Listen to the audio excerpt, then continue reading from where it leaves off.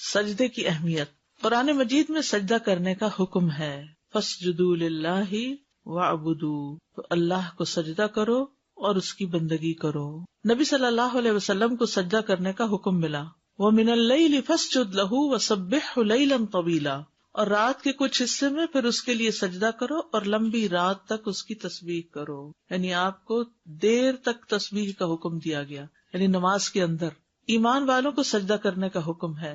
اے لوگو جو ایمان لائے ہو، رکوع کرو اور سجدہ کرو اور اپنے رب کی عبادت کرو اور نیکی کرو تاکہ تم کامیاب ہو جاؤ.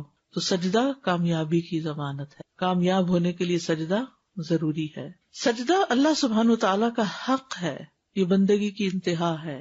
کیا وہ اللہ کو سجدہ نہ کریں جو آسمانوں اور زمین میں چھپی چیزوں کو نکالتا ہے اور جانتا ہے جو تم چھپاتے ہو اور جو تم ظاہر کرتے ہو. اللہ کے سوا کسی کو سجدہ نہیں کیا جا سکتا.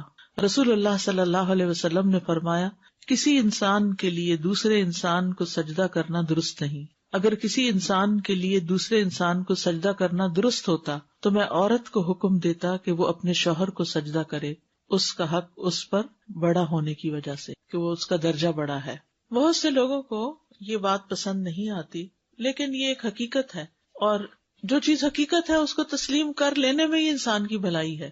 حقیقت کیا ہے کہ اللہ نے عورت کے مقابلے میں مرد کو زیادہ فزیکلی بھی مضبوط بنایا ہے، مینٹلی بھی زیادہ مضبوط بنایا. ایکسیپشنل کیسز ہو سکتے ہیں، یعنی کوئی مرد بیمار ہے، کمزور ہے، اور عورت جو ہے اس کے مقابلے میں زیادہ صحت مند، طاقتور ہے، لیکن پھر بھی اللہ نے جو عمومی انداز کی بات ہے اس میں مرد کو عورت کے مقابلے میں فزیکلی، مینٹلی امپورٹینس دی گئی ہے، یعنی زیادہ اس کو صلاحیت دی گئی ہے. اسی طرح شادی شدہ زندگی میں بھی شوہر کو گھر کا قوام بنایا گیا ہے اور عورت کو اس کا مددگار بنایا گیا. یعنی ایک بادشاہ اور ایک ملکہ کا جو کانسیپٹ پایا جاتا ہے عام طور پر، تو اس میں جب ایک عورت اس بات کو قبول کر لیتی، ایکسپٹ کر لیتی کہ ایسا ہے، دس از اے فیکٹ، اور پھر قرآن نے جو ایک اور وجہ بتائی، وَبِمَا أَنفَقُوا مِنْ أَمْوَالِهِمْ، کہ وہ اپنے مالوں میں سے خرچ کرتے ہیں. تو مال کمانا ایک مشکل کام ہے، محنت طلب کام ہے، جس کے لیے آپ دیکھیں کہ باہر کی دنیا میں، یعنی گھر سے باہر جو بھی ہم دیکھتے ہیں، بعض اوقات سخت سردی میں کام کر رہے ہوتے ہیں، بعض مرد مزدوری، یعنی ہر مرد کسی A1 کلاس آفس میں کام نہیں کر رہا ہوتا. وہ تو چند لوگوں کے حصے میں آتا ہے کہ انہیں ورکنگ انوائرمنٹ بہت کمفرٹیبل ملے، ورنہ بہت سے کام سخت تھکا دینے والے ہوتے. تو اب اگر ایک شخص گھر سے نکلتا ہے اور سارا دن تھکا دینے والا کام کر کے گھر لوٹتا ہے، اور گھر میں نہ اس کی کوئی عزت ہے، نہ اس کو وقت پہ کھانا ملتا ہے، نہ اس کو کوئی سپورٹ ملتی ہے، نہ اس کی کوئی قدر کرنے والا ہے، نہ اس کو کوئی پوچھنے والا ہے، تو آپ دیکھیے کہ ایسا شخص جو ہے کتنا مسکین ہے پھر. اور ایسی عورت جو مرد سے اپنے حقوق تو سارے وصول کر لے اور اس کو کچھ دینے کو تیار نہ ہو، تو پھر اللہ کی نگاہ میں پسندیدہ نہیں ہے. یہاں ایک بات تو سجدے کی ہو رہی ہے، لیکن اس کے ساتھ ساتھ ہمارا دین صرف حقوق اللہ کی نہیں، عموماً حقوق اللہ اور حقوق العباد ساتھ ساتھ آتے ہیں. والدین کو سجدے کا حکم نہیں دیا گیا، اور دیا تو شوہر کو بھی نہیں دیا گیا. اگر دیا جاتا تو شوہر کے لیے دیا جاتا. تو یہ دراصل کیوں کیا گیا؟ کیونکہ اللہ ہی نے مرد کو پیدا کیا نا. اللہ سے بڑھ کے مرد کی نفسیات کو کون سمجھتا ہے کہ مرد کن باتوں سے انکریجڈ ہوتا ہے اور کن باتوں سے وہ گھر میں سکون لاتا ہے. وہ ہوتا ہے اس کو اہمیت دینا، اس کی اہمیت کو قبول کر لینا. غلطیاں تو ہر ایک میں ہوتی ہیں، یہ نہیں کہ چند غلطیاں پکڑ لینا اور اس کے بعد اس کو بچوں کے سامنے بھی تو میں کر کے ذلیل و رسوا کرنا. تو یہ چیز انسان کے اپنے ہی پریشانی کا باعث ہو جاتی، اپنی عبادات میں بھی خلل ہو جاتا ہے. اور اگر آپ کوئی درس و تدریس کا کام کر رہے ہیں تو اس میں بھی کوئی برکت نہیں رہتی، اور کسی پل آپ کو چین نہیں، پھر زندگی پریشان حال گزرتی ہے. تو حل کیا ہے؟ اللہ نے جس کا جو مقام بنا دیا ہے نا، اس کو وہاں ایکسپٹ کر لینا، اس کو قبول کر لینا. چاہے ساری دنیا اس کے خلاف کچھ کہتی رہے تو ان باتوں سے متاثر نہ ہونا، بلکہ یہ سوچنا کہ ایک طرف اللہ کا حکم اور ایک طرف سب کا، اور ایک طرف میری اپنی خواہش کہ میں بڑا بن کے دکھوں. کیونکہ مشکل یہ کہ شیطان جب انسان کو کنٹرول کرتا ہے تو وہ کیا چاہتا ہے؟ انا خیر منہ.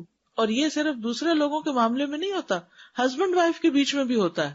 ہسبینڈ تو خیر ہے ہی، اور وہ سمجھتا ہے انا خیر من، اور عورت سمجھتی ہے انا خیر من، میں اس سے بہتر ہوں. اور وہ جو اپنے پلس پوائنٹس ہیں، اپنی اسٹرینگس ہیں، ان کو گن لیتی ہے، اور جو اس کی ویکنیسز ہیں ان کو گن لیتی ہے. جو اس کے پلس پوائنٹس ہیں ان کو وہ اگنور کر دیتی ہے یا کر دیتا ہے. تو اس سے پھر کبھی بھی ازدواجی زندگی خوشگوار نہیں ہو سکتی. تو ہسبینڈ کو بطور ہسبینڈ ایکسپٹ کرنا، اس کی تعریف کرنا. اور آپ دیکھیے کہ ہسبینڈ کو شاید دنیا میں کسی چیز سے اتنی خوشی نہ ملے جتنی اس کی بیوی کے کمنٹ سے کہ تم کمال کے انسان ہو، تم بہت اچھے انسان ہو، تم جیسا تو کوئی دیکھا ہی نہیں، کر کے تو دیکھیے. کیونکہ ہم کیا کرتے ہیں، اپنے باپ کو تو با کمال بتاتے ہیں اور اس کا مقابلہ ایک ینگ انسان سے کرتے ہیں جو ابھی وہاں تک نہیں پہنچا. بچپن میں تو سن التمیز ابھی ہے ہی نہیں، پتہ ہی نہیں باپ پیار کرتا ہے وہ کیا ہے کیا نہیں، ہم تو اچھا ہی سمجھتے ہیں اس کو. بڑے ہو کر بھی تھوڑے عرصے کے بعد جب پڑھائیاں ہو گئی، شادی ہو گئی، تو باپ کا ایک اچھا ہی روپ سامنے دیکھا تو پھر شوہر کو اس سے کمپیئر کرنے لگتے ہیں، پھر کبھی بھائیوں سے کمپیئر کرنے لگتے ہیں، کبھی اس کے بھائیوں سے اس کو کمپیئر کرنے لگتے ہیں. تو اگر اس کی کسی بھی خوبی پر آپ اس کی تعریف کر سکیں تو آپ دیکھیں گے کہ اس سے زیادہ خوشی آپ کو کوئی چیز نہیں دے سکتی. اگر آپ واقعی چاہتے ہیں نا کہ شوہر کی طرف سے آپ کو خوشی ملے تو پہل آپ کو کرنی ہوگی، پہلے آپ کو اس کی تعریف کرنی. السلام علیکم ورحمۃ اللہ وبرکاتہ. استاد، وعلیکم السلام. میں شیئر کرنا چاہتی ہوں کہ میں نے 4-5 سال پہلے ایک درس ارینج کروایا تھا. تو درس کے دوران تمام سسٹرز کو کہا گیا تھا کہ آج آپ وعدہ کریں کہ گھر جا کے اپنے ہسبینڈ کا شکریہ ادا کریں گی اور ان کو کہیں گی آئی لو یو. آپ یقین کریں استاذہ، دوسرے دن میرے ہسبینڈ کو سب نے فون کیا، پلیز بھابی کو کہیں کہ اس طرح کے درس روزانہ رہیں گے. گھروں میں چین آ رہا ہے کیونکہ دیکھیے ہر انسان ریکگنیشن چاہتا ہے. یہ انسان کے اندر ایک فطری سی خواہش ہے کہ وہ جیسا بھی ہے نا اسے ایکسپٹ کیا جائے. اب اگر کسی کے اندر کمزوری ہے یا کسی کے اندر خوبی ہے تو رکھی تو اللہ ہی نے ہے نا. ہم کسی کی خوبی کو ایکسپٹ نہیں کرنا چاہتے اور کسی کی کمزوری کو قبول نہیں کرنا چاہتے تو پھر مشکل اپنے لیے کھڑی کر لیتے ہیں. یعنی یہ کہنے سے ہمارا کچھ جائے گا نہیں سوائے ایگو کو مارنے کے، اور کچھ نہیں جائے گا. لیکن یہ ہے کہ اس سے ریٹرن آپ کو اچھا ملے گا. استاذہ، آج کل اگر بچیوں کو یہ بات سمجھائی جائے تو وہ کہتی ہیں ہسبینڈ اس لائق نہیں ہے، کہ اتنی ان کی ہم جو تعریف کریں گے وہ جھوٹی ہوگی. جی، ان سے کہے کہ برے سے برے انسان میں بھی کوئی نہ کوئی خوبی ہوتی ہے، وہ تلاش کرو، وہ خوبی تلاش کریں. ہم وہاں ہینڈز اپ کر دیتے کہ ہم نہیں تلاش کر سکتے. اگر سمجھے کہ ہے ہی نہیں اس میں تو پھر ہماری نگاہوں کا قصور ہے. یہ ہو ہی نہیں سکتا. اللہ نے کسی چیز کو پیور ایول نہیں بنایا.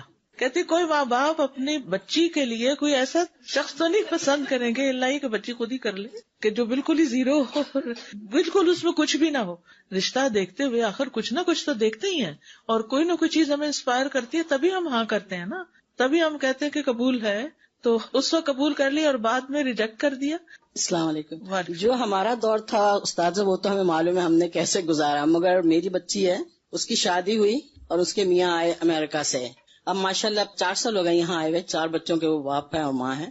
میں نے ان سے ایک بات سیکھی، خاص طور سے اپنی بیٹی سے. اگر کوئی پرابلم ہوتی نا ان دونوں میں آپس میں کوئی نہ کوئی بات ہوتی ہے تو وہ پہلے میرے ساتھ ہی رہتے تھے، تو وہ ہمیشہ اپنے بیڈ روم میں چلے جاتے تھے اور دروازہ بند کر لیتے تھے. اس کے بعد آدھا گھنٹہ ہم مطلب ان کی شکل نہیں نظر آتی تھی. جب وہ واپس آتے تھے نکلتے تھے دونوں کمرے سے تو خوش ہوتے تھے. تو میں اس کو بولتی تھی صبا کیا کرتی ہو نا، تو وہ کہتی مما that's not your problem, we have learn from your mistakes. اور مجھے بہت اچھی لگی اس کی بات. بالکل. یہ آپ ہی کا کوئی لیکچر بہت عرصہ پہلے سنا تھا کہ اپنے شوہر کی 10 خوبیاں لکھ کے ایسی جگہ لگا لو جہاں زیادہ نظر پڑتی ہو. یقین کریں میں نے اپنی بیٹیوں سے اور بہوؤں سے یہ بات کہی کہ یہ مجھے بہت اچھی لگی بات، تو کہنے لگی کہ کیوں ہم اپنی خوبیاں کیوں نہ لکھ کے وہاں لگائیں. تو میں نے کہا نہیں، پھر تمہارا مسئلہ حل نہیں ہوگا. تم اگر نہیں بھی ہے تو تم سوچو کہ ان میں کیا اچھائیاں ہیں اور وہ لکھو. 10 نہیں ہے تو 5 تو ہوں گی اور لکھ کر لگاؤ. تو مجھے بہت اچھی لگی تھی آپ کے لیکچر کے بعد. الحمدللہ. جی استاد، آپ جو ایک بات بتا رہی تھی ابھی کمپیریزن، وہ بھی ایک بہت فساد کا ایک جڑ ہوتی ہے. کیونکہ جو انسان دوسروں کے شوہر سے یا اپنے باپ سے اپنے بھائی سے جو کمپیئر کرتا ہے، کیونکہ ہر ایک کا طریقہ کیئرنگ کا یا پیار کا ہر ایک کا طریقہ الگ ہوتا ہے، مختلف ہوتا ہے. کوئی کہہ کر آپ کو مطلب کیئر دکھاتا ہے، کوئی نہیں کہہ کر اتنا کیئر کرتا ہے کہ آپ کو پتہ نہیں چلتا ہے. تو ہر چیز میں یعنی کیسی حکمت کہ ہم سوچیں، پھر آپ نے جیسے بتایا کہ ہم خود اس پہ سوچیں، غور کریں تو اس کی اچھائیاں نظر آئیں گی. کیونکہ ہم غور نہیں کرتے ہیں تو پھر ہمیں اچھائیاں اس کے اندر نظر نہیں آتی ہے. کیونکہ شیطان دیکھنے ہی نہیں دیتا. پیدا کرنے والے کو سجدہ کریں، اللہ سبحانہ تعالیٰ کو سجدہ کیوں کریں؟ کیونکہ اس نے ہمیں پیدا کیا، نہ صرف یہ کہ ہمیں بلکہ ہر چیز کو، اور اسی کی نشانیوں میں سے رات اور دن اور سورج اور چاند ہیں. نہ سورج کو سجدہ کرو اور نہ چاند کو، اور اللہ کو سجدہ کرو جس نے انہیں پیدا کیا اگر تم صرف اس کی عبادت کرتے ہو. فرشتوں کا سجدہ کرنا، ان الذین عند ربک لا یستکبرون عن عبادتہ ویسبحونہ ولہ یسجدون. بے شک جو لوگ تیرے رب کے پاس ہیں یعنی فرشتے، وہ اس کی عبادت سے تکبر نہیں کرتے اور اس کی تسبیح کرتے ہیں اور اسی کو سجدہ کرتے ہیں. فرشتوں کا سجدہ کیسے ہے؟ رسول اللہ صلی اللہ علیہ وسلم نے فرمایا آسمان چرچراتا ہے جیسے کسی چارپائی پہ یا کسی ٹیبل پہ یا کسی چھت پہ زیادہ سامان رکھ دیا جائے تو کیا ہوتا ہے؟ چرچر کرنے لگتی ہے، اور اس کا حق ہے کہ وہ چرچرائے۔ اس ذات کی قسم جس کے ہاتھ میں محمد صلی اللہ علیہ وسلم کی جان ہے، وہاں تو ایک بالشت کے بقدر بھی ایسی جگہ نہیں، یعنی ایک بالشت، ایک ہاتھ برابر بھی ایسی جگہ نہیں جہاں کوئی فرشتہ سجدے میں اپنی پیشانی رکھے اللہ کی حمد کے ساتھ اس کی تسبیح نہ کر رہا۔ آسمان بھرا ہوا ہے فرشتوں سے جو سجدہ کر رہے ہیں اور مسلسل سجدے میں پڑے ہوئے ہیں۔ اگر ہم نہیں کریں گے تو اللہ تعالیٰ کو کوئی نقصان ہے؟ کوئی فرق پڑتا ہے؟ کچھ بھی نہیں۔ سورج کا سجدہ کرنا، ابو ذر رضی اللہ عنہ سے روایت ہے، کہتے ہیں میں غروب آفتاب کے وقت مسجد میں نبی صلی اللہ علیہ وسلم کے ساتھ تھا، تو آپ صلی اللہ علیہ وسلم نے فرمایا، اے ابو ذر، کیا تمہیں پتا ہے کہ سورج کہاں غروب ہوتا ہے؟ میں نے کہا اللہ اور اس کا رسول ہی زیادہ جانتے ہیں۔ آپ نے فرمایا بلا شبہ سورج چلتا رہتا ہے حتیٰ کہ عرش کے نیچے سجدہ کرتا ہے، یعنی اس کی ڈائریکشن میں آ جاتا ہے۔ والشمس تجری لمستقر لها ذلك تقدیر العزیز العلیم۔ پھر پودوں اور درختوں کا سجدہ کرنا، اور بغیر تنے والے پودے جو بیلے ہوتے ہیں زمین پہ پھیلے ہوئے، اور درخت سجدہ کر رہے ہیں، سائے بھی سجدہ کرتے ہیں۔ وَلِلَّهِ يَسْجُدُ مَن فِي السَّمَاوَاتِ وَالْأَرْضِ طَوْعًا وَكَرْهًا وَظِلَالُهُمْ بِالْغُدُوِّ وَالْآصَالِ، اور آسمانوں اور زمین میں جو بھی ہے اللہ ہی کو سجدہ کر رہا ہے، خوشی اور ناخوشی سے، اور ان کے سائے بھی پہلے اور پچھلے پہر صبح و شام سجدہ کرتے ہیں، جانور بھی سجدہ کرتے ہیں۔ وَلِلَّهِ يَسْجُدُ مَا فِي السَّمَاوَاتِ وَمَا فِي الْأَرْضِ مِن دَابَّةٍ وَالْمَلَائِكَةُ وَهُمْ لَا يَسْتَكْبِرُونَ، اور اللہ ہی کے لیے سجدہ کرتی ہے جو چیز آسمانوں میں ہے اور جو زمین میں ہے، کوئی بھی چلنے والا جانور ہو اور فرشتے بھی، اور وہ تکبر نہیں کرتے۔ رحمان کے بندوں کی صفت، وَالَّذِينَ يَبِيتُونَ لِرَبِّهِمْ سُجَّدًا وَقِيَامًا، اور جو اپنے رب کے لیے سجدہ کرتے ہوئے اور قیام کرتے ہوئے رات گزارتے ہیں۔ یہ عباد الرحمان کی صفات ہے نا سورۃ الفرقان میں، تو وہاں رات کو خاص طور پر قیام کے وقت سجدہ کرنے کی بات ہو رہی ہے۔ مومنوں کے چہرے میں سجدے کی علامات ہوتی ہیں، سیماہم فی وجوہہم من اثر السجود، ان کی شناخت ان کے چہروں میں موجود ہے سجدہ کرنے کے اثر سے۔ نافرمان سجدہ نہیں کرتے، جب انہیں کہا جاتا ہے کہ سجدہ کرو رحمان کے لیے، قالوا وما الرحمن انسجد لما تأمرنا وزادہم نفورا، جب ان سے کہا جاتا ہے رحمان کو سجدہ کرو تو کہتے ہیں اور رحمان کیا چیز ہے، کیا ہم اسے سجدہ کریں جس کے لیے تو ہمیں حکم دیتا ہے؟ اور یہ بات انہیں بدکنے میں بڑھا دیتی ہے اور دور کر دیتی ہے، یعنی نافرمان لوگ نماز نہیں پڑھتے، سجدہ نہیں کرتے۔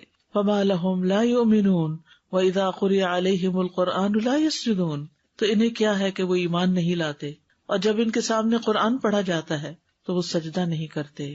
قیامت کے دن وہی سجدہ کر پائیں گے کہ جو دنیا میں اللہ کو سجدہ کرتے ہیں، پھر وہ اپنا سر سجدے سے اٹھائیں گے اور اللہ سبحانہ تعالیٰ کو دیکھیں گے، اور باقیوں کے سجدے کی اجازت نہیں دی جائے گی، ان کی پشت تختے کی طرح ہو جائے گی، جب بھی سجدہ کرنا چاہیں گے پیٹھ کے بل گر جائیں گے۔ سجدے کی فضیلت، معدان بن ابی طلحہ یامری سے روایت ہے، کہتے ہیں کہ میں رسول اللہ صلی اللہ علیہ وسلم کے آزاد کردہ غلام ثوبان سے ملا، اور میں نے عرض کیا کہ آپ مجھے ایسے عمل کی خبر دیں جس کے کرنے سے مجھے اللہ جنت میں داخل کر دے، یا کہتے ہیں کہ میں نے کہا کہ مجھے اللہ کے نزدیک سب سے پسندیدہ عمل کے بارے میں خبر دیں، اور وہ خاموش رہے۔ میں نے پھر پوچھا تو وہ خاموش رہے۔ میں نے تیسری بار پوچھا تو انہوں نے فرمایا میں نے رسول اللہ صلی اللہ علیہ وسلم سے اس بارے میں سوال کیا تھا، تو آپ نے فرمایا تم پر اللہ کے لیے سجدوں کی کثرت لازم ہے، یہ پسندیدہ ترین عمل ہے۔ تم جب بھی کوئی سجدہ کرتے ہو تو اللہ اس سجدے کے سبب سے تمہارا ایک درجہ بلند کر دیتے ہیں، اور اس کے ذریعے سے تمہاری ایک خطا مٹا دیتے ہیں۔ سجدہ قربت کا ذریعہ ہے۔ کلا لا تطعہ واسجد واقترب، ہرگز نہیں اس کا کہنا نہ مانو، سجدہ کرو اور بہت قریب ہو جاؤ۔ سجدے کی حالت میں بندہ رب کے سب سے زیادہ قریب ہوتا ہے۔ ابو ہریرہ سے مروی ہے کہ رسول اللہ صلی اللہ علیہ وسلم نے فرمایا سجدہ کرتے ہوئے بندہ اپنے رب کے سب سے زیادہ قریب ہوتا ہے، بس سجدوں میں کثرت سے دعا کیا کرو۔ ایک سجدے کا اجر، ایک نیکی ملنا، ایک گناہ معاف ہونا، ایک درجہ بلند ہونا۔ اس لیے حدیث میں آتا ہے کہ تم سجدوں کی کثرت کرو۔ ایک زمانہ آئے گا جس میں ایک سجدہ دنیا و ما فیہا سے بہتر ہوگا۔ ابو ہریرہ رضی اللہ عنہ سے روایت ہے، انہوں نے کہا کہ رسول اللہ صلی اللہ علیہ وسلم نے فرمایا اس ذات کی قسم جس کے ہاتھ میں میری جان ہے، عنقریب ابن مریم تمہارے درمیان ایک عادل حاکم کی حیثیت سے نازل ہوں گے، وہ صلیب کو توڑ ڈالیں گے، خنزیر کو قتل کریں گے اور جزیہ موقوف کر دیں گے۔ اس وقت مال و دولت کی فراوانی ہوگی، حتیٰ کہ اسے کوئی بھی قبول نہیں کرے گا، اس وقت ایک سجدہ دنیا اور جو کچھ اس میں ہے اس سے بہتر ہوگا. یعنی کس لحاظ سے بہتر ہوگا؟ ایک تو یہ کہ جب ہر طرف امن امان ہوگا تو انسان کو سب سے زیادہ سکون سجدے کے اندر ہی آئے گا. اور ویسے بھی عیسیٰ علیہ السلام کا آنا کس بات کی علامت ہے؟ قریب ہے قیامت. تو انسان کو جب موت اور قیامت یاد آتی ہے تو پھر انسان سجدہ زیادہ اچھی طرح کرتا ہے، کیونکہ اگر سجدے میں قبر یاد آ جائے تو سجدے سے سر اٹھانے کو دل نہ چاہے. کثرت سجود نبی صلی اللہ علیہ وسلم کی رفاقت کا باعث ہے جنت میں. ربیہ بن کعب اسلمی سے روایت ہے کہ میں رات رسول اللہ صلی اللہ علیہ وسلم کے پاس گزارتا تھا. آپ کے وضو اور استنجا کے لیے پانی لایا کرتا تھا. آپ نے ایک دن مجھ سے فرمایا مانگو، تو میں نے عرض کیا میں جنت میں آپ کے ساتھ رہنا چاہتا ہوں. آپ نے فرمایا اس کے علاوہ کچھ اور؟ میں نے عرض کیا بس یہی. تو آپ نے فرمایا تو اپنے معاملے میں سجدوں کی کثرت کے ساتھ میری مدد کرو. اگر وہاں بھی ساتھ رہنا چاہتے ہو تو پھر نوافل زیادہ پڑھو. نبی صلی اللہ علیہ وسلم سے ملاقات کے لیے سجدوں کی کثرت. ابو فاطمہ رضی اللہ عنہ کہتے ہیں کہ مجھے اللہ کے نبی نے فرمایا اے ابو فاطمہ اگر تم مجھ سے ملاقات کرنا چاہتے ہو تو سجدوں کی کثرت کر دو، یعنی قیامت کے دن آپ کا قرب پانے کے لیے. تو گویا سجدہ اللہ کا قرب پانے کے لیے بھی اور سجدہ رسول اللہ صلی اللہ علیہ وسلم کے قریب ہونے کے لیے بھی. سجدے کی جگہ پر آگ حرام ہوگی، یعنی اگر کوئی شخص اپنے کسی دوسرے برے عمل کی وجہ سے جہنم میں چلا بھی گیا تو پھر جب ان کے بارے میں حکم ہوگا کہ انہیں جہنم سے نکال لیا جائے تو فرشتوں نے پہچانیں گے ان کے سجدوں کی جگہ کی وجہ سے کہ جن کو آگ نے نہیں چھوا ہوگا، کیونکہ سیماہم فی وجوہہم من اثر السجود، یعنی سجدے جو ہیں یہ مومن کی نشانی ہے، ایمان کی، اسلام کی. نشانات سجود کے علاوہ ان کی ہر چیز کو آگ کھا چکی ہوگی. استغفر اللہ، اللہ ہمیں محفوظ رکھے. رسول اللہ صلی اللہ علیہ وسلم نے فرمایا میں قیامت کے دن اپنے ہر امتی کو پہچان لوں گا. صحابہ نے عرض کیا یا رسول اللہ مخلوق کی کثرت میں آپ انہیں کیسے پہچانیں گے؟ آپ نے فرمایا یہ بتاؤ اگر تم کسی استبل میں داخل ہو جہاں کالے سیاہ گھوڑے بندھے ہوں تو ان میں سے ایک گھوڑے کی پیشانی اور ٹانگیں روشن چمکدار اور سفید ہوں تو کیا تم اسے ان گھوڑوں میں پہچان لو گے؟ انہوں نے جواب دیا کیوں نہیں. آپ نے فرمایا اسی طرح اس دن میرے امتیوں کی پیشانیاں سجدوں کی وجہ سے روشن ہوں گی، قدرتی ٹیکے لگے ہوئے ہوں گے اور وضو کی وجہ سے ان کے اعضاء چمک رہے ہوں گے اور کسی زیور کی ضرورت ہی نہیں. سجدے کا طریقہ، تکبیر کہہ کر سجدے میں جانا، یعنی جب آپ سیدھے کھڑے ہو گئے تھے اسٹریٹ اور ربنا ولک الحمد اور تسبیحات آپ نے وہ پڑھ لی، دعائیں پڑھ لی، تو پھر اس کے بعد اب آپ سجدے میں اب جا رہے ہیں اور سجدے میں جاتے ہوئے اللہ اکبر کہیں گے. پھر جب آپ صلی اللہ علیہ وسلم سجدے کے لیے جھکتے تو اللہ اکبر کہتے. یہ صحیح بخاری کی روایت ہے. ثم کبر وسجد، سنن نبی داؤد کی روایت ہے. پھر آپ نے تکبیر کہی اور سجدہ کیا.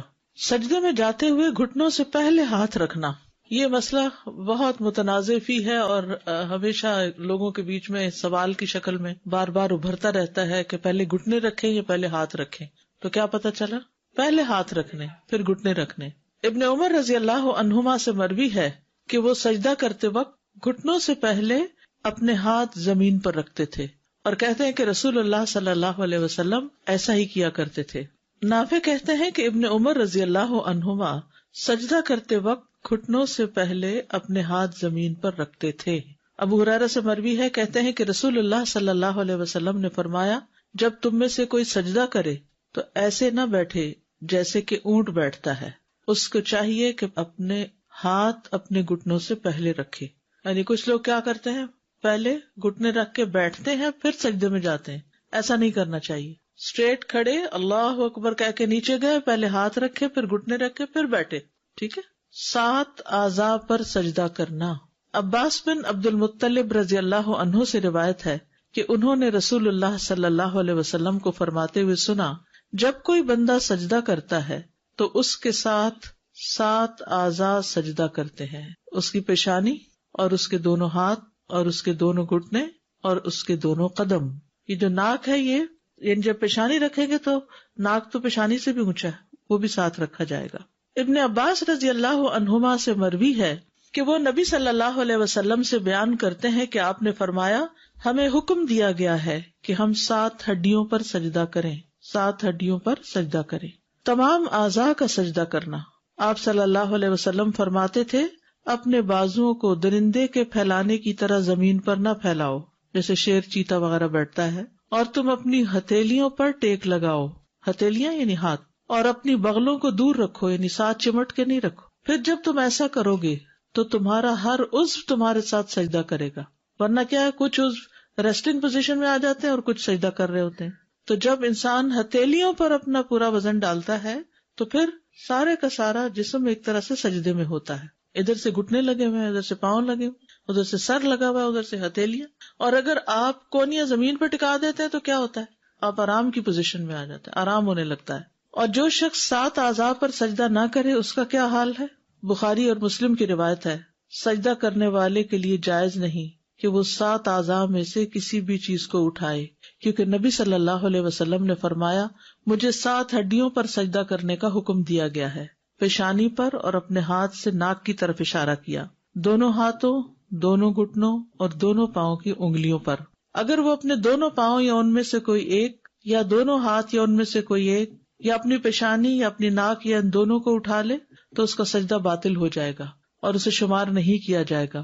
اور جب سجدہ باطل ہو گیا تو نماز بھی باطل ہو جائے گی. یعنی اگر کوئی شخص صرف ایک ہاتھ رکھتا ہے دوسرا رکھتا ہی نہیں، صرف پیشانی رکھتا ناک رکھتا ہی نہیں، یا صرف ناک رکھتا پیشانی نہیں رکھتا، یا پھر گھٹنے تو رکھے ہوئے کیونکہ اس کے بغیر تو نیچے جا نہیں سکتے، تو گھٹنے اس طرح رکھے کہ پیچھے سے پاؤں اٹھ گئے، تو پاؤں اٹھنے نہیں چاہیے، پاؤں زمین کے ساتھ لگے رہنے چاہیے. تو اگر یہ 7 اعضاء نہیں لگے زمین پر تو سجدہ نہیں ہوگا، سجدہ نہیں ہوا تو نماز نہیں ہوگی.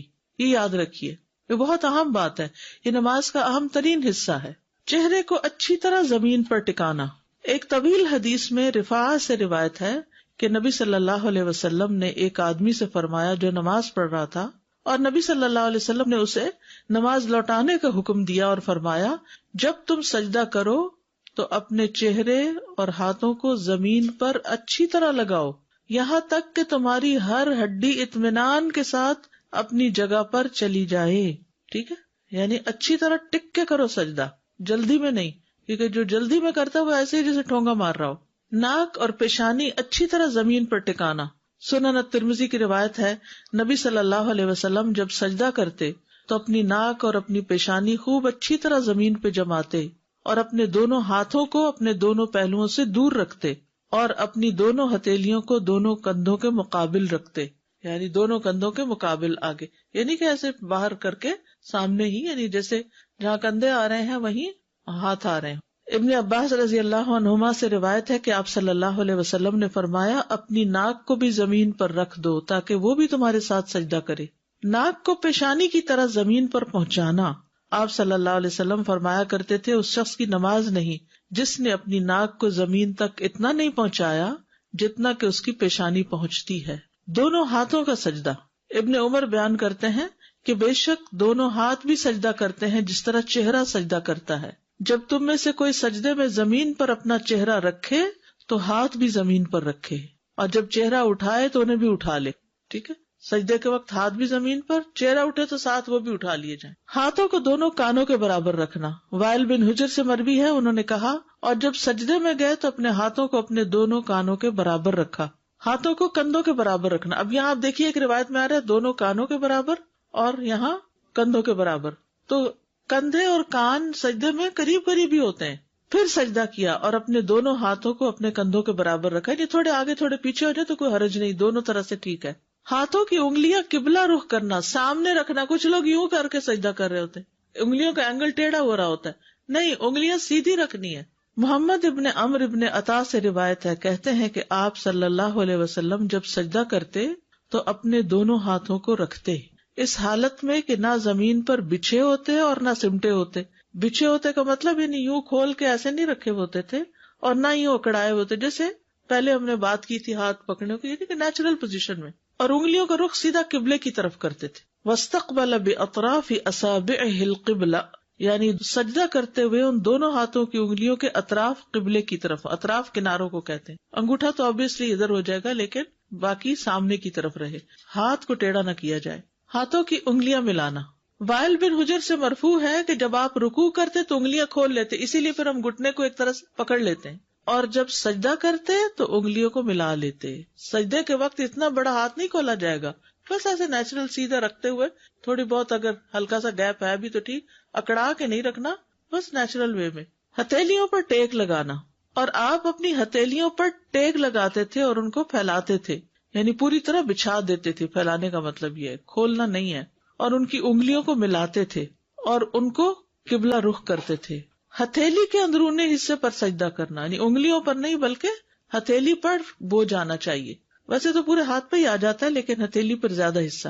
براء ابن عازب کہتے ہیں کہ رسول اللہ صلی اللہ علیہ وسلم ہتھیلی کے اندرونی حصے پر سجدہ کرتے تھے. یعنی ہاتھ رکھے نا تو اپنے اپنے ڈیسک پہ ہاتھ رکھے. تو اب آپ دیکھیں جب ہتھیلی پر آپ زور دیں گے تو انگلیوں پر نہ ہونے کے برابر آئے گا. ٹچ تو کرنی ہوگی زمین پر. یعنی آپ نے انگلیوں پہ نہیں کرنا. کرے اب انگلیوں پہ بوجھ ڈالے، ایسا نہیں کرنا. کیسے کرنا؟ ہاتھ کے اوپر، ہتھیلی پر. انگلیوں پر کریں گے تو ہتھیلیاں اوپر اٹھ جائیں گی.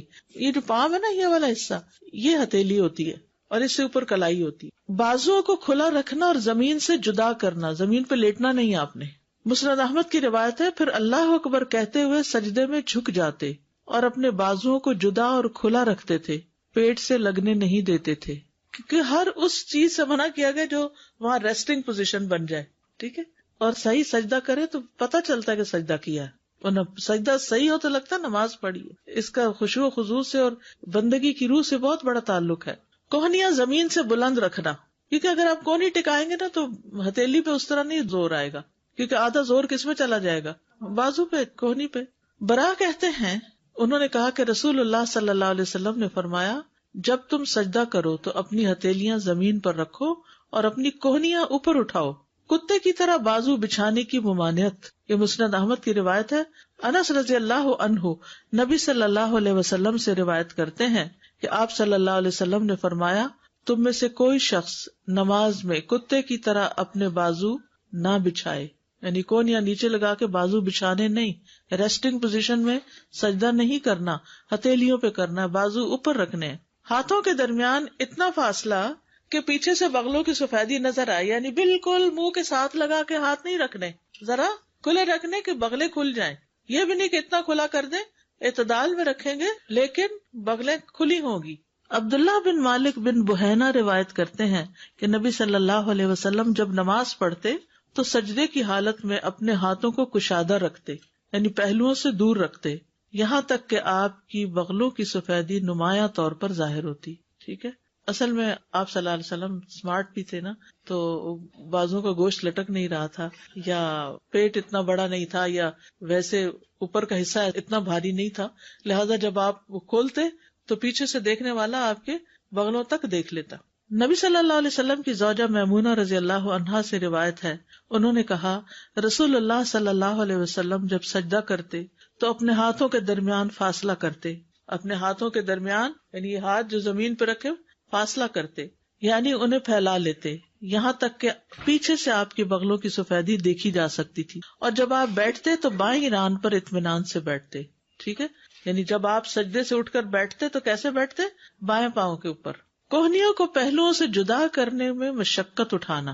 صاحب رسول صلی اللہ علیہ وسلم احمر بن جز بیان کرتے ہیں کہ رسول اللہ صلی اللہ علیہ وسلم جب سجدہ کرتے تو اپنے بازوؤں کو اپنے پہلوؤں سے اس قدر دور رکھتے کہ ہمیں آپ کی مشقت دیکھتے ہوئے آپ پہ ترس آتا، یعنی مشکل ہو جاتی. اور جب لمبا سجدہ کرے انسان اور اس پوزیشن میں تو اچھی خاصی مشقت ہے اس میں. دونوں ہاتھوں کو پہلوؤں سے اتنا دور رکھنا کہ بکری کا بچہ گزر سکے. ٹھیک ہے، یعنی دونوں ہاتھ دور رکھنا کہ نیچے سے کوئی چیز بھی گزر جائے تو گزر جائے. میمونہ رضی اللہ عنہا بیان کرتی ہیں کہ نبی صلی اللہ علیہ وسلم جب سجدہ کرتے تو اپنے ہاتھوں کو اپنے پہلوؤں سے دور رکھتے، حتیٰ کہ اگر بکری کا بچہ آپ کے ہاتھوں کے نیچے سے گزرنا چاہتا تو گزر سکتا تھا. پہلوؤں اور پیٹ کو ران سے جدا رکھنا، یعنی گھٹنوں سے اوپر والے حصے کو ران کہتے ہیں نا، تو پیٹ کو سجدے میں ٹانگ سے نہیں لگنے دینا، ران سے نہیں لگنے دینا، کھلا رکھنا. براء ابن عازب رضی اللہ عنہ سے مروی ہے کہ رسول اللہ صلی اللہ علیہ وسلم جب نماز پڑھتے تو سجدے میں اپنے دونوں بازو کھول لیتے، انہیں اپنے پہلوؤں سے دور رکھتے اور پیٹ کو زمین سے اونچا رکھتے. یعنی آپ اپنے بازوؤں کو کھول لیتے اور اپنے پہلوؤں سے دور رکھتے تھے اور اپنے پیٹ کو زمین سے اٹھا کر رکھتے تھے. اب ظاہر ہے جس کا پیٹ بہت نکلا ہوا ہو تو وہ پھر، یا جیسے پریگنینسی میں، وہ تو اتنا نہیں اوپر اٹھایا جا سکتا، لیکن ایک نارمل صحت مند انسان جو ہے اس کے لیے یہ آسان ہے. پاؤں کی ایڑیاں ملانا، یہ نہیں کہ ہاتھ بھی کھلے اور ٹانگیں بھی کھلی ہیں تو وہ عجیب سی شکل بن جاتی ہے. ایڑیاں باہر ملی ہوئی ہوں. انگلیوں کو زمین پر لگانا، یعنی سجدے میں انگلیاں زمین پہ ٹچ کر رہی ہوں. پاؤں کی انگلیاں، اور آپ اپنے گھٹنوں اور پاؤں کی انگلیاں بھی زمین پر رکھتے تھے اور اپنے پاؤں کے اگلے حصوں کو قبلے کی طرف کرتے تھے. پاؤں کی انگلیاں بھی قبلہ رخ کرتے اور ایڑیوں کو ملاتے اور پاؤں کو کھڑا رکھتے تھے. آپ نے اسی کا حکم دیا اور اپنے پاؤں کی انگلیوں کو کھول کر رکھتے تھے، یعنی انہیں کھچ کے نہیں رکھتے تھے بلکہ وہ کھلی رہتی تھی. پاؤں کی انگلیوں کو قبلہ رخ کرنا. ابو حمید ساعدی رضی اللہ عنہ نے فرمایا مجھے رسول اللہ صلی اللہ علیہ وسلم کی نماز تم سب سے زیادہ یاد ہے. ابو حمید کو ان کی نماز سب سے زیادہ یاد تھی. اور جب آپ نے سجدہ کیا تو نہ آپ دونوں ہاتھوں کو بچھائے ہوئے تھے اور نہ ہی انہیں سمیٹے ہوئے تھے، نہ دونوں ہاتھوں کو بچھائے ہوئے اور نہ سمیٹے ہوئے، اور آپ کے پاؤں کی انگلیاں قبلہ رخ تھی. پاؤں کی انگلیاں کشادہ رکھنے میں ایک اور حدیث بھی ہے مسند احمد کی. اب سجدے میں اطمینان کا وجوب، اطمینان سے سجدہ کیا جائے. انس رضی اللہ عنہ سے روایت ہے کہ اللہ کے نبی صلی اللہ علیہ وسلم نے فرمایا رکوع اور سجود کو مکمل کرو. اللہ کی قسم جب بھی تم رکوع کرتے ہو اور جب بھی تم سجدہ کرتے ہو تو میں اپنی پیٹھ پیچھے تمہیں دیکھتا ہوں. یعنی نبی صلی اللہ علیہ وسلم کو یہ صلاحیت دی گئی تھی کہ وہ سامنے کے ساتھ ساتھ نماز میں لوگوں کو پیچھے سے بھی دیکھ لیں. سجدے میں اطمینان محمد صلی اللہ علیہ وسلم کی سنت ہے. حذیفہ رضی اللہ عنہ سے روایت ہے کہ انہوں نے ایک شخص کو دیکھا جو اپنا رکوع اور سجدہ پوری طرح نہیں کرتا. جب اس نے اپنی نماز پوری کر لی تو حذیفہ رضی اللہ عنہ نے اس سے فرمایا کہ تم نے نماز ہی نہیں پڑھی. ابو وائل راوی کہتے ہیں میں خیال کرتا ہوں کہ حذیفہ رضی اللہ عنہ نے یہ بھی فرمایا کہ اگر تو ایسی نماز پہ مر جاتا تو محمد صلی اللہ علیہ وسلم کی سنت پر نہ مرتا. کیا نہیں کر رہا تھا؟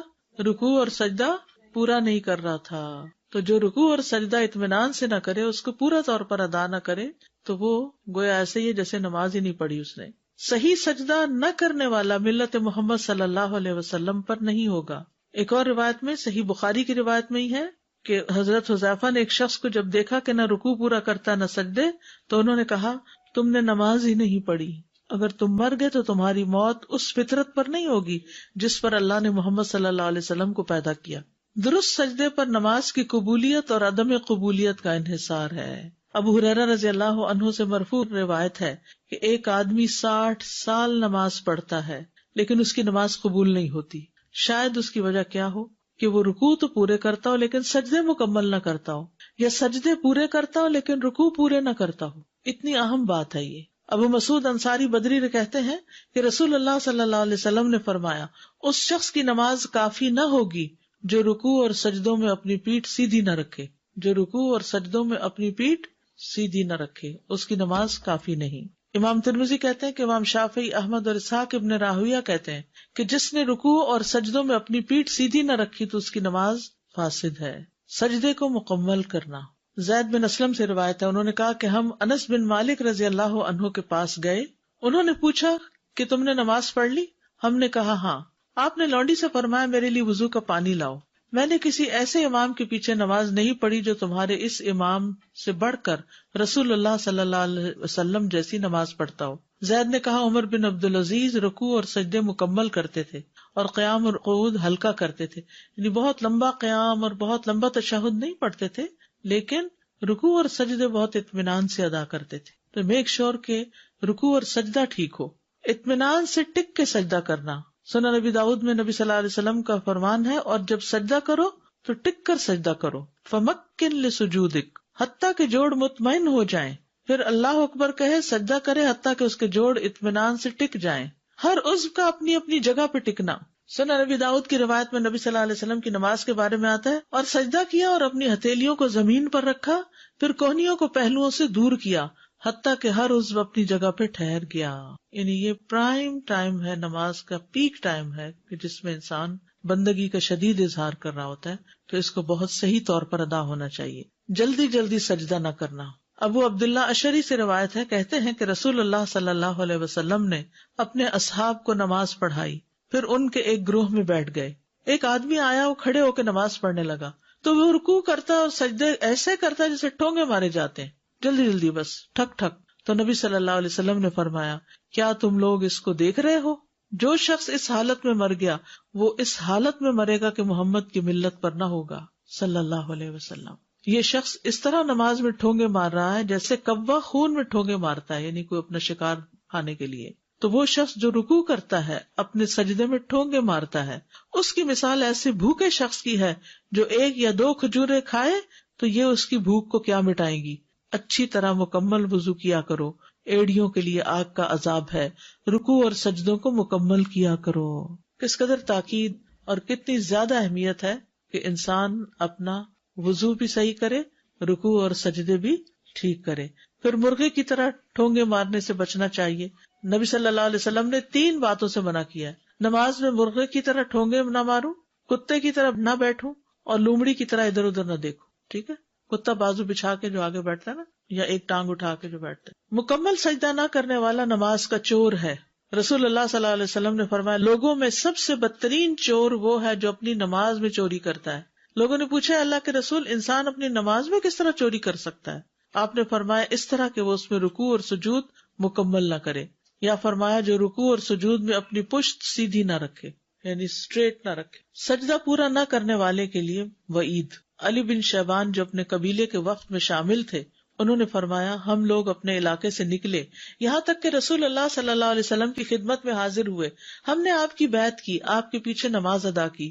آپ نے آنکھ کے کنارے سے ایک آدمی کو دیکھا جو اپنی نماز صحیح ادا نہیں کر رہا تھا، یعنی رکوع اور سجدے میں کمر ٹھیک نہیں رکھ رہا تھا۔ جب نبی صلی اللہ علیہ وسلم نماز سے فارغ ہوئے تو فرمایا، اے مسلمانوں کی جماعت، اس شخص کی کوئی نماز نہیں جو رکوع اور سجدے میں کمر سیدھی نہیں کرتا۔ چہرے کا رخ موڑے بغیر آنکھ کے کنارے سے اگر کوئی چیز نظر آ گئی ہے، کسی کی حرکات و سکنات کا پتہ چل گیا، تو اس سے نماز میں فرق نہیں پڑتا، لیکن خشوع میں تو بہرحال فرق ہو جاتا ہے۔ نہیں، کونیاں نہیں پھیلانی، بازو اس طرح کرنے نا، یعنی بہت زیادہ بھی نہیں کرنے، بازو کا بہت ٹائٹ بھی لوگ کر دیتے ہیں، لیکن یہ ہے کہ پھر اس صورت میں جو اضطراری کیفیت جہاں بھی آ جائے نا، تو وہاں پر یعنی کوئی بیماری ہے، مجبوری ہے، کوئی جگہ تنگ ہے، پھر اس صورت میں جیسے بھی ہو نماز پڑھ لیتے ہیں۔ سمجھ آتا ہے، لیکن سجدے میں پشت کا سیدھا سجدے میں پشت سے مراد یہ ہے کہ یوں نیچے کو نہیں گھجو جانا چاہیے، یوں نہیں ہونی چاہیے، یوں ہونی چاہیے، ٹھیک ہے، یوں بل نہیں ہونا چاہیے، جھکاؤ نہیں ہونا چاہیے، اسٹریٹ سر سیدھا، یعنی پیٹھ اور سر کے بیچ میں جو ریڑھ کی ہڈی ہے وہ اسٹریٹ رہے، اس میں کب نہ آئے۔ اگر کسی کا ویسے بڑھاپے کی وجہ سے آ گیا تو اور بات ہے، یا یہ کہ اندر کی طرف نہ جھکا ہوا ہو۔ جتنی بھی ریسرچ کی گئی ہے، ایک حدیث بھی یعنی کہ عورت ایسے سجدہ نہ کرے، یہ علماء نے اپنی طرف سے کہا ہے۔ تو جب علماء اپنی طرف سے کہیں اور عورتیں سجدہ غلط کرتی رہیں اور اپنی نمازیں خراب کریں تو اس کو ماننا ضروری نہیں، اور کہتے ہیں کہ نہیں پردے کی وجہ سے۔ آپ دیکھیے، گھر میں نماز پڑھ رہی ہے نا، اسی لیے تو عورت کا گھر میں نماز پڑھنا اور اندر والے حصے میں پڑھنا زیادہ بہتر ہے۔ ہمارے ہاں جو علماء تفریق کرتے ہیں نا عورت مرد کی نماز کی، تو وہ پھر اس طرح کی باتیں کرتے کہ بچ کے کرے۔ ہاں، تو جب بچ گئے تو پھر سجدہ ہی نہ رہا۔ 7 ہڈیوں کا خیال رکھے تو صحیح سجدہ ہو جائے گا۔ 2 سجدے ہیں، آپ نے ایک سجدہ کیا اور ایک آپ کو یاد نہیں کہ آپ نے دوسرا کیا کہ نہیں، اب آپ نے سجدہ سہو ایک اور کر لیجئے اسی وقت اگر کر رہے ہیں، اوکے، اور اس کے بعد سجدہ سہو کر لیں۔ لیکن ایک سجدہ جب ہو گیا تو آپ کا رکن کمپلیٹ ہو گیا؟ نہیں، ایک سے تو رکن نہیں کمپلیٹ ہوگا، ایک رکعت اور پڑھیے پھر، کیونکہ ہر عضو کو سجدہ کرنا ہے نا، ہر عضو کو سجدہ کرنا ہے، یعنی جب ایک چیز بھی آپ اپنی جگہ سے ہٹائیں گے تو اس کا اثر صرف اس پہ نہیں رہے گا، اور حصے پہ بھی چلا جائے گا۔ جب تک سجدہ یعنی پرفیکٹ ہوگا تو سارا ہی ہوگا، اگر ایک حصہ خراب کیا تو باقی بیلنس بھی بگڑ جائے گا۔ جی السلام علیکم۔ جب ہم سجدہ کر رہے ہیں تو ہماری جو سب سے چھوٹی انگلی ہے، I'm not too sure، وہ بھی ساتھ اگر نہیں ہوتی ہے ہی چھوٹی، کوئی بات نہیں۔ اچھا، اب کچھ لوگوں کے جیسے میرا مسئلہ ہے کہ جیسے اگر انگوٹھا یا 2-3 انگلیاں زیادہ لمبی ہیں اور 2 جو ہیں وہ چھوٹی ہیں تو پوری نہیں ٹکتی زمین پر، تو اگر ایک بھی ٹک رہی ہے تو پھر ایک بھی کافی ہے، کیونکہ باقی پھر ہم ان کو ٹیڑھا کیسے کریں۔ اچھا سوال ہے۔ بعض لوگ پیچھے سے پاؤں کراس کر لیتے ہیں، سجدہ کر رہے ہوتے ہیں اور پاؤں کے اوپر پاؤں رکھ لیتے ہیں، یہ بھی غلط ہے۔ انشاءاللہ آپ کو وہ نماز میں کی جانے والی غلطیوں کی اگر ویڈیو دکھا دی جائے تو اس سے پھر ساری غلطیوں کا پتہ چل جائے گا۔ سجدے کی مقدار، لمبا سجدہ کرنے کی اہمیت۔ رسول اللہ صلی اللہ علیہ وسلم نے فرمایا، بندہ جب نماز کے لیے کھڑا ہوتا ہے تو اس کے سارے گناہ لا کر اس کے کندھے پہ رکھ دیے جاتے ہیں۔ سارے گناہ کہاں رکھ دیے جاتے ہیں؟ کندھوں پہ رکھ دیے جاتے ہیں، اور جب وہ رکوع کرتا ہے یا سجدہ کرتا ہے تو اس کے گناہ اس سے جھڑ جاتے ہیں، یعنی وہ نیچے آتا ہے تو گناہ بھی گر جاتے ہیں، بشرطے کہ صحیح کیا جائے۔ براء ابن عازب کی روایت ہے کہ نبی صلی اللہ علیہ وسلم کے سجدے آپ کے رکوع اور دونوں سجدوں کے درمیان آپ کے بیٹھنے کی مقدار برابر ہوتی۔ پیچھے گزر چکی ہے بات۔ اس کا معنی یہ ہے کہ جب آپ کا قیام لمبا ہوتا تو آپ رکوع اور سجود بھی لمبا کرتے، اور جب قیام خفیف کرتے تو رکوع اور سجود میں بھی تخفیف کرتے، اس طرح لمبی نماز یا چھوٹی ہونے میں تمام ارکان برابر ہوتے، یعنی یہ نہیں کہ قیام تو بہت لمبا اور رکوع جلدی جلدی 3 دفعہ کہہ کے اٹھ گئے، پھر رکوع بھی لمبا. یہ بالکل ایسے ہی جیسے حرم میں آخری جو قیام ہوتے ہیں آخری اشرے کے، اس میں اسی طرح ہوتا ہے کہ رکوع